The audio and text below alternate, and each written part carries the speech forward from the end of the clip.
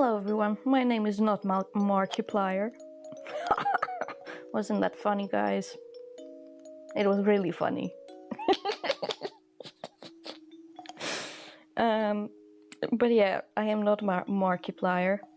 It's so hard to pronounce.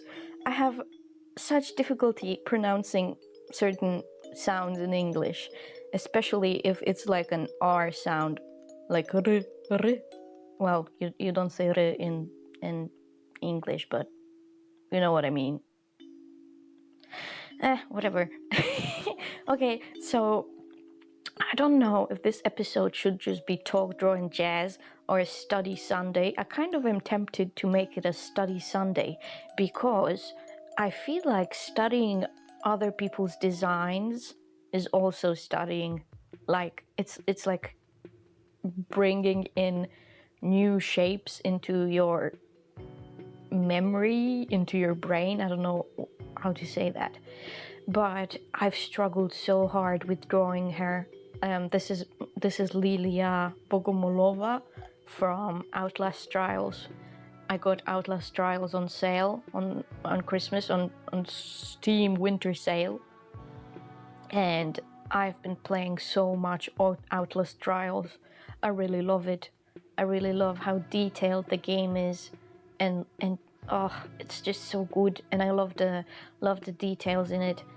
Don't love the gore. I am not a big fan of that. Like, it's okay, but I usually don't gravitate towards gory movies like Saw or something like that. But yeah, I just wanted to check out her design and try to draw it.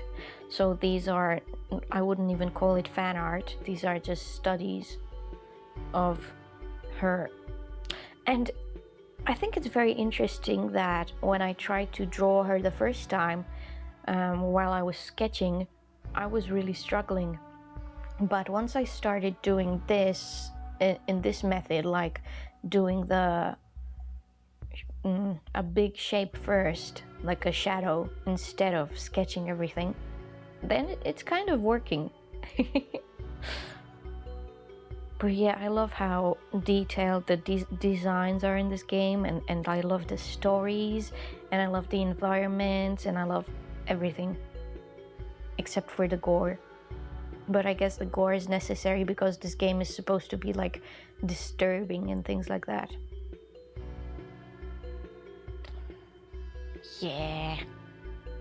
Like, even if you look at her shoulder on this reference picture here, the one where her hand is just it's not a spike, but like a blade.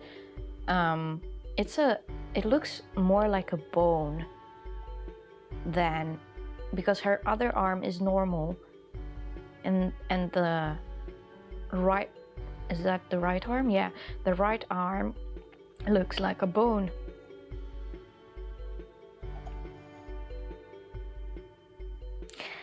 And all this time in game I thought she was bald, but she does have hair.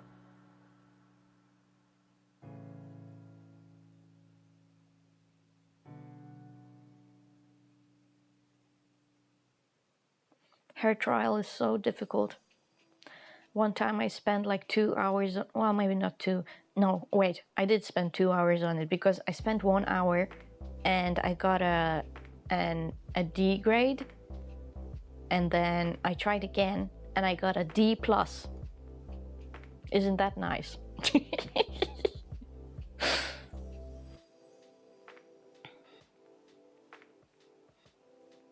But yeah, if you don't play OUTLAST Trials, her deal is that she thinks she's sent by God to do something, I don't know what, but her whole shtick is that she tells rich people to give away all of their wealth, and then she tells them to like peel off bits of themselves, like literal flesh.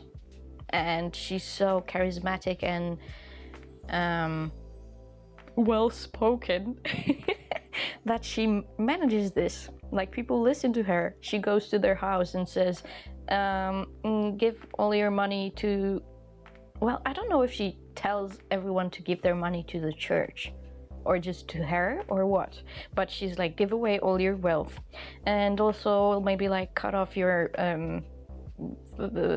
arm or something. And they're like, yeah, okay, that's reasonable. But yeah, that's her thing. And in her trial, when you play against her, she just stands around like a mannequin.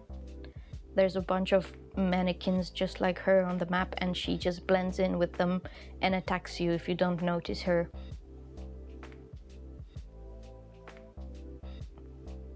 Yeah, it's a difficult trial, but a cool one. I think it's a cool one.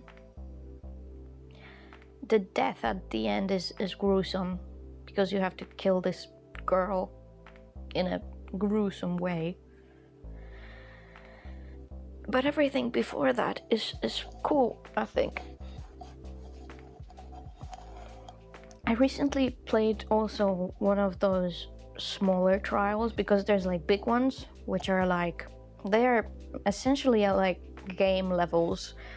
It kind of reminds me of Resident Evil 2 Remake, for example, where you have to, like, it's kind of separated into parts. Like you have this part in the gas station at the beginning, and then you get to the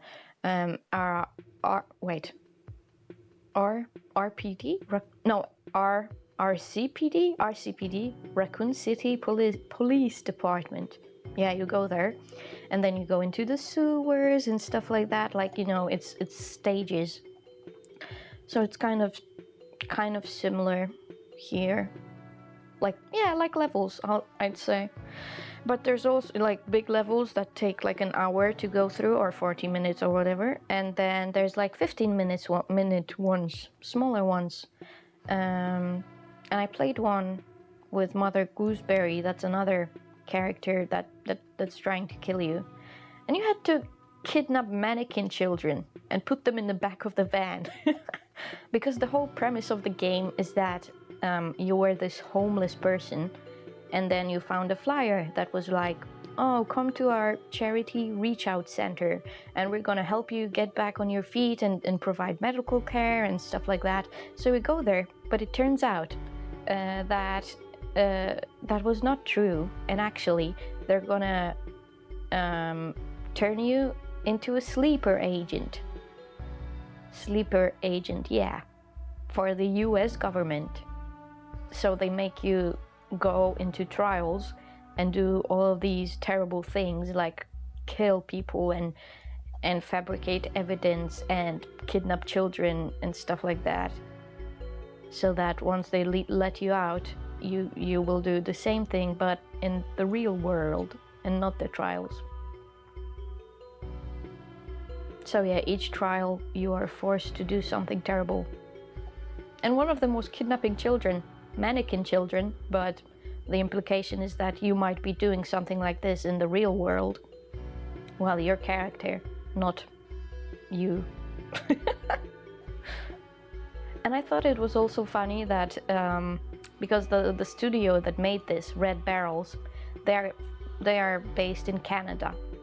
And I thought it was funny that Canadian people were like, which country could have a facility that turns people into sleeper agents by making them go through terrible, traumatic things? Probably America, probably the United States of America. Just funny. Similar with Resident Evil games, like none of the Resident Evil games take place in Japan or anything like that. Like we've seen China, Africa, and America. And I guess America is kind of makes sense for Japanese people to make a game about America, because maybe it seemed cool to them. Like, yeah, maybe it just seemed cool to them. But yeah, they never made a game that takes place in Japan. And Capcom is a Japanese company.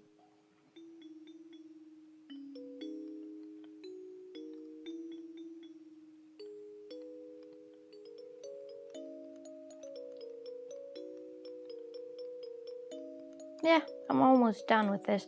I think this is a study Sunday. I am classifying this as a study Sunday.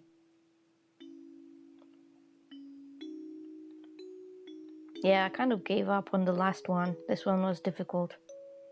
I think I went in with the brightest color too early. But I love this brush. Okay, that's it. Thank you again for hanging out with me, and see you in the next one. Bye!